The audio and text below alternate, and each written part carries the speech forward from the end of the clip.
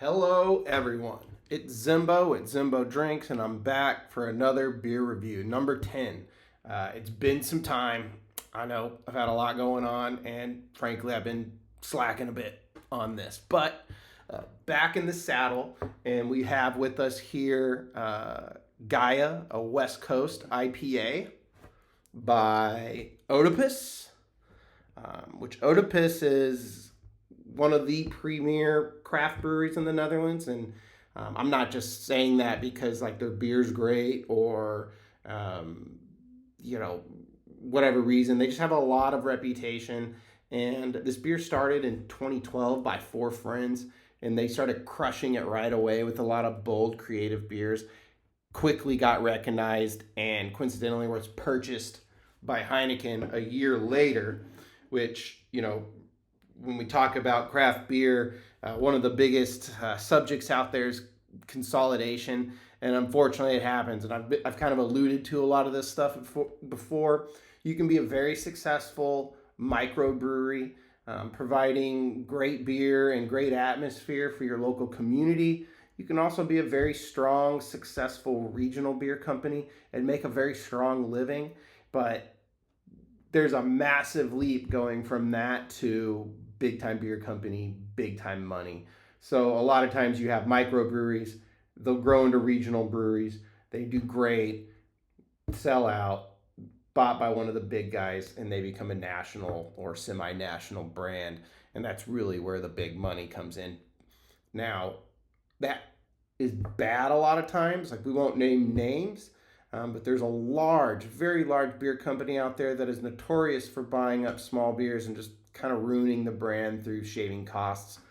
But from what I've heard, Heineken is kind of letting these guys do their thing, and the quality of their beer is still great, which is evident by the numerous awards that they've won over however many years. But I'm excited because I have not had Oedipus since I moved to the Netherlands a couple of months ago. However, I did have a lot of their beers on different occasions over the many numerous trips that, my wife and I made to the Netherlands before we actually moved here. But anyway, West Coast IPA, which you guys know I love. And by the way, great looking can. All their cans have this great look, whether it's their wits, their saisons, they have pilsners, and a lot of sour beers, but not a ton of beers on their core lineup, which 6-7 beers maybe. And again, I've mentioned that as well, where I would rather see a brewery make a handful of awesome beers than a bunch of stuff that's just like pretty good. But excited to try this out. Coming in at 7% alcohol, which I like. IPAs need to be 5.5 to 7.5, and this is coming in at a strong 7. So I'm excited about that.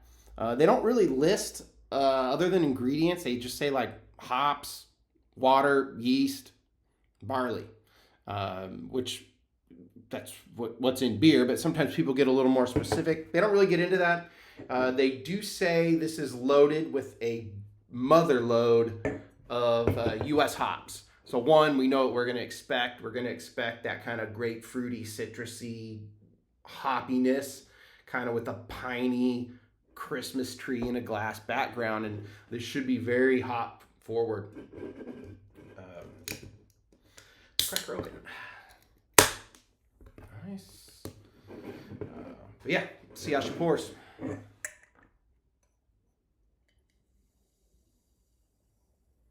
Nice color from an appearance standpoint. We're looking for golden to a light reddish color. Definitely nailing that. If you want to put an SRM number to it, that's like 6 to 14.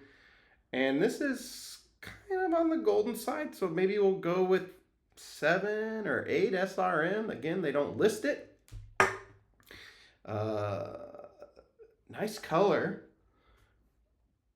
A little bit of haze. I wouldn't call this like an East Coast hazy, but definitely some haze to it, which is very acceptable in the category. It does not have to be crystal clear. And we should have a decent amount of carbonation, but not overly billowy head like we would get from a Belgian style beer.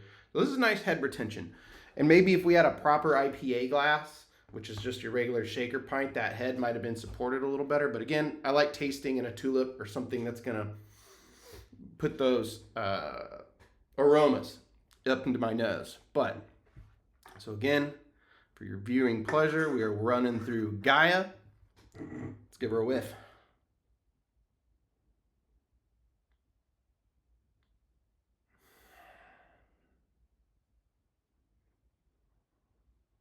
Yeah, I mean, as advertised, very grapefruity. I do have that kind of, I don't want to say we're getting a pine tree in a glass, but I am getting that pine kind of pine tar.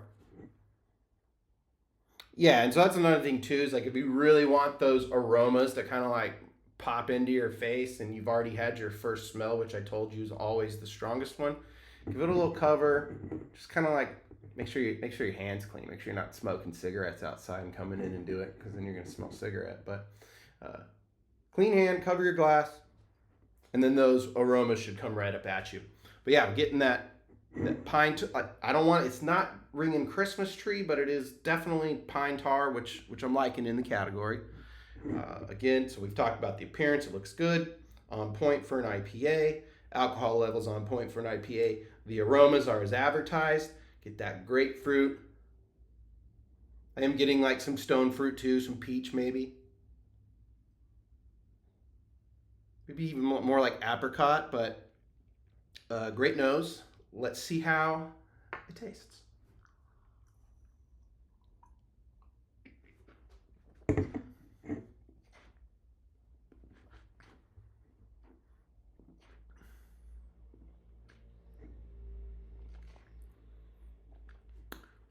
A light graininess. I wouldn't say that this is a malty, like a malt bomb by no means, but there is a good amount of malt. It's more of like a fresh graininess than it would be like a baked bread. So I'm not thinking like wheat biscuit or like white bread or anything. It's just kind of more of a grainy, kind of a raw, grainy maltiness to it. And it kind of is giving it a nice kind of, you know, background for those hops to kind of really pop. And it is certainly hop forward. They don't list IBUs, but again, the category is 40 to 70.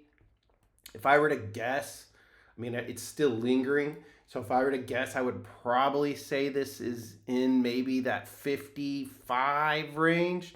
You know, we'd have to, they have machines to check that stuff, but that's going to be my guess. And very nice hoppiness to this beer. A little bit of that lingering bitterness that you would expect from like a West Coast IPA of sorts. Yeah, and I think body, an IPA should be medium light to medium, and this definitely has some body. I wouldn't say it's over medium, so that, you know, nailed that category. And the finish is clean, like the fermentation's clean. Not tasting any flaws. There's not, and again, maybe like the difference in like a Belgian ale is like it's not necessarily a clean fermentation per se. A lot of, like I mentioned, those peppery, fruity notes to to a Belgian beer, which is IPA. You shouldn't get that. It should be like a very clean fermentation, somewhat neutral, a little more aromas and esters than you'd get from a lager, but clean beer, great flavor. Let's see how she goes.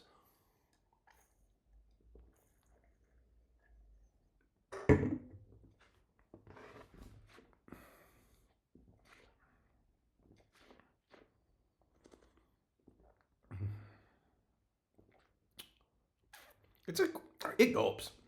I can gulp that. 7% would be a good gulp, but definitely gulpable. Great beer. I look forward to actually going to the brewery and trying this. A lot of these IPAs are best as fresh as possible, and you can check your dates. You get confused, so you might need to like chat GPT how to read dates on a certain can. This one they have listed at July 31st, 2026, so I assume that's a best buy date, meaning that this beer is very acceptable. No oxidation, no bad aging flavors, but it's probably getting to the end of its prime, we'll say. And I know in the wine industry, once you pass some of those dates, they say that the wine is tired. This beer is not tired by no means, but I think having this a little more fresh, some of those stone fruit, grapefruit, fruity hop aromas, I think would have popped a little more. And we probably would have even got maybe that Christmas tree in a glass that I love. So I look forward to going to the brewery and trying this fresh from the source right off the tap. I think it'll be a brighter, better drinking experience. But overall, this is a great beer. I can't wait to go to their brewery and try all their other stuff. So cheers and happy drinking.